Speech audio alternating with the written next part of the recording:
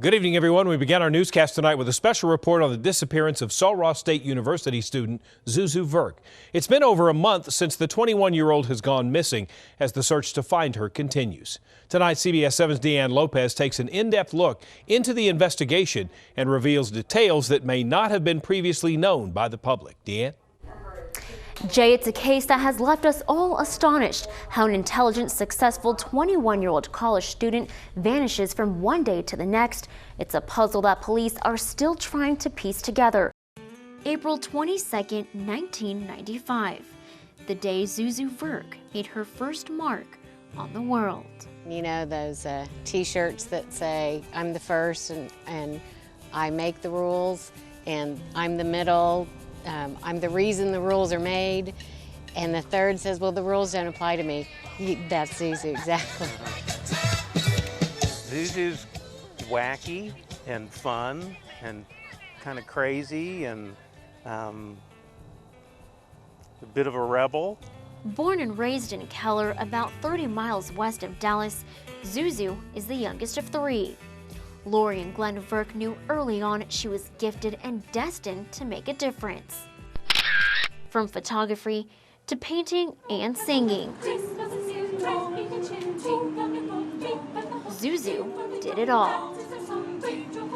But it was the outdoors that stole her heart. Zuzu was a junior in high school when two of her friends took her camping for the first time at the Davis Mountain State Park. That's when her love and passion for wildlife began. She wants to help save the earth. She realizes that we're not putting a good footprint on the earth, and she wants to change that for future generations, and that's exactly what she's doing. Mm-hmm. That same love pushed her to an internship at the state park. She and her dog Ponyo ended up moving to Fort Davis the summer after she graduated from high school. The internship is what led Zuzu to major in conservation biology at Sul Ross State University. She cares about the environment. She loves people. She loves. She wants to be a voice to defend those that can't defend themselves. Charlie Barrett, Philip Boyd, and Mark Black got to know Zuzu over the past year. The four of them shared several classes together. You know, I have to study for weeks to get through an exam, and Zuzu's one of those people that can just show up, 5 minutes before an exam and ace it, and she's just, it seems like a really natural process for her. This is my gear, and I point this around. See? She was fearless, just confident, and didn't need her hand held or anything. She was a go-getter. Mark was with Zuzu nearly every day. The two of them had just finished an award-winning 3-month-long research project on protecting pronghorns in the area. Her project was to keep track of these fawns that we captured and collared to track them. Zuzu's smiling face gave Mark no indication of what was to come. I feel like she has a lot of good work left to do in conservation. On Wednesday, October 12th, Zuzu had a midterm. When she didn't show up, her classmates knew something wasn't right. Little did they know, hundreds of miles away, Zuzu's parents were concerned as well. I knew something was up by Wednesday because I hadn't heard from her. She wasn't returning texts, and I was getting more and more worried. Lori says her mother's instinct kicked in after she missed a call from Zuzu the night before. She had called Tuesday evening at 5 something, and I had missed the call, and I returned her phone call at 6, and it went straight to voicemail. At first, Lori thought Zuzu may have been busy with midterms, but by Friday afternoon, she couldn't keep quiet any longer. 500 miles away from Alpine, Lori reached out to the only person she had contact with in town, Zuzu's on-again, off-again boyfriend, Robert Fabian. The first thing she texted Robert was if he had seen or spoken with Zuzu. His reply: he thought that she needed her space. So I don't know what that meant, but I said, well, I haven't heard from her and I'm getting worried now because by now she would answer. And I asked, could you run by and check on her for me? Robert told Lori he and his sister drove to Zuzu's house and banged on her door, but got no answer. He said that the dog was in the backyard, which we all knew was suspicious in itself because Zuzu just doesn't leave her dog in the backyard. You know, if she's going to leave the house, she's going to put the dog in a crate inside. So it was all very curious. It was at that moment that Lori says she and Robert realized Zuzu was missing. He said, "This is not good. I think it's time we call the police." So I said, "Would you do that?" Because he's in Alpine. So he called the police, and that's when we discovered that she was not at home, and she hadn't shown up for classes on Wednesday, and she hadn't shown up for work on Wednesday, and she had missed midterms, which is something she would never, ever do. With Zuzu nowhere to be found, investigators turned to Robert for answers. He was the last person to see her. And that's what he told me also, that she left his apartment at 3 a.m. But, so I can only assume that he was the last person with her. That Friday and Saturday, Lori and Robert stayed in touch, trying to figure out where Zuzu could be. But on Sunday, Lori got an unexpected phone call. On the other line was attorney Liz Rogers. I am Robert Fabian's lawyer, and Robert wants to get a message to you, but I will not allow him to speak. So I told him that I would call you to give you a message. Liz said that Robert is very distraught. And that's all she said. Just know that he's very distraught. That's the last time Robert spoke to the Verks or the police. But according to these search warrants, investigators think Robert may know where Zuzu is, and so does his downstairs neighbor, John Franco. He and his girlfriend were home the night Zuzu was last seen. You can hear him moving or stuff around, playing music, and then she shows up. They make dinner like at 9, 10. You can smell their food, and you can hear them conversation and then laugh a little bit, and then it got quiet like after 11. But that silence didn't last long. We just heard one, like, you know, shut the F up, and that was it. Franco says the couple argued often, but that night stood out. He says Robert kept pacing back and forth across his apartment, and then just before 3 that morning, Franco's girlfriend heard a loud thump. But for some reason, neither of them called police. She wanted me to go check, and so when I went to go check, it was just Robert. Franco says he saw Robert get into his car and take off without Zuzu. Her car remained parked outside his apartment, but it was gone by Friday. Now take a look at this timeline, outlining what happened after Robert left his apartment that morning. When questioned by police, he said the last time he saw Zuzu was around 3 or 4 Wednesday morning. Court documents show at 3:15 a.m., Robert attempts to call his friend, Chris Estrada, twice and also sent some Snapchats. But 2 hours before Robert sent those messages, Chris arrives at a young woman's house.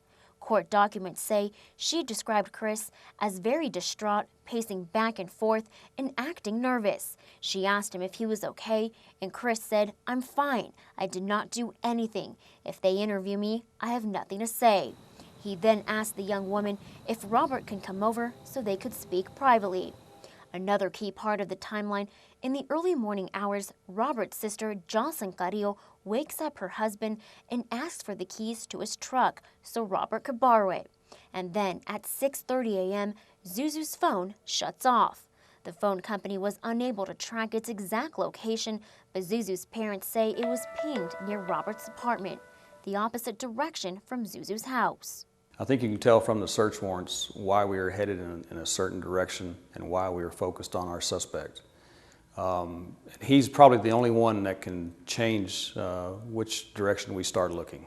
Everything right now points to him as a suspect. Robert's mom and sister disagree.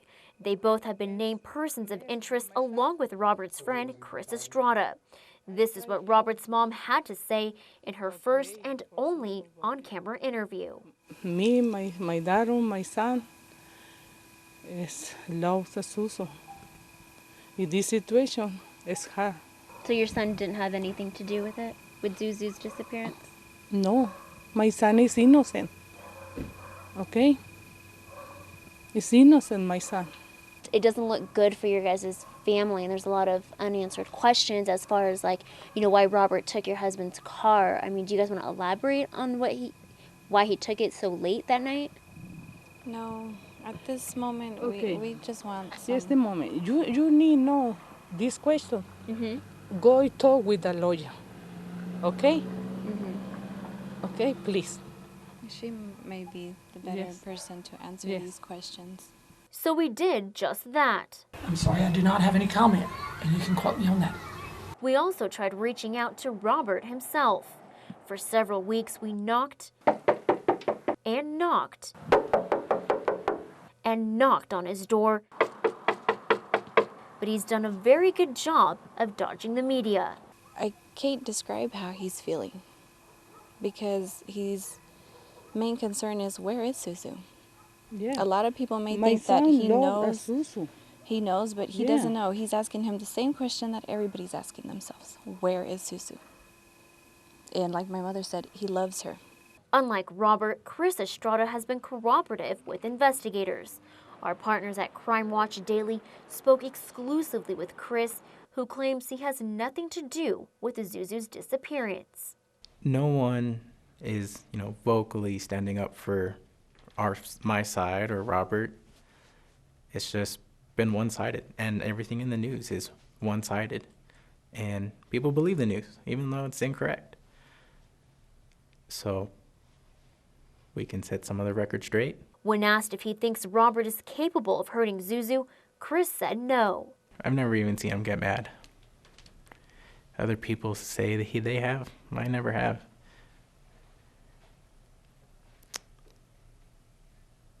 And, Sheriff's Department was telling me there's mounds of evidence that suggest he did something. And I don't really know if I believe them. In my opinion, they will say anything. And as for why Robert is refusing to cooperate with the investigation, Chris says, if the Sheriff's Department was telling me the truth, they said they went and questioned him and poked a couple holes in his story. Whatever those were, I don't know. And he just stopped cooperating and asked for a lawyer. Maybe if he felt attacked, maybe he did want someone to back him up. I understand that. So I think he's just looking for someone to stand up for him. Despite what Chris and Robert's family say, those closest to Zuzu believe Robert is involved somehow. About 2 weeks before she went missing, we spoke after class, and she had mentioned to me that she was interested in transferring to A&M. She had mentioned that she was, she wanted to leave, she wanted to go to another school. She did also mention that she didn't feel safe, that her tires had recently been slashed, and she had said that I don't think that Robert had slashed my tires, but he may have done it. Zuzu's friends we spoke with say it was no secret that Robert had a reputation around town for being overly jealous and aggressive. She didn't ever come to me directly and say, hey, I'm afraid of this guy or something, Nothing like that, but I certainly heard that indirectly through other people. Lori and Glenn don't feel like they really got to know Robert, but confirm things got rocky 6 months into their year-long relationship. It was becoming like a 3-week interval kind of thing. So you can make your own judgment from that. I mean, are relationships that are constantly coming back together and breaking up, are those good? At this point, Robert remains the sole suspect in Zuzu's disappearance, but no arrests have been made. In the meantime, family and friends remain hopeful that their spunky, energetic, and beautiful Zuzu will be found and brought back home. Her friends ask that the next time you're in Alpine, be sure to climb the mountain behind Sol Ross in her honor. Not only is hiking Zuzu's favorite thing to do, but you'll find a special surprise at the very top. She woke me up early and she was like, hey, we're gonna go hike this mountain and we're gonna go paint on this desk because somebody wrote some stupid stuff on it and we're gonna fix it. And that's what Zuzu did. She made the world a better place, one small act at a time. Police tell us Zuzu's cell phone and lanyard that held her ID and credit cards have still not been found. If you have any tips that may help police lead them to finding Zuzu, please contact Odessa Crime Stoppers. They guarantee that your tips will remain anonymous. Jay? Deanne, thanks very much.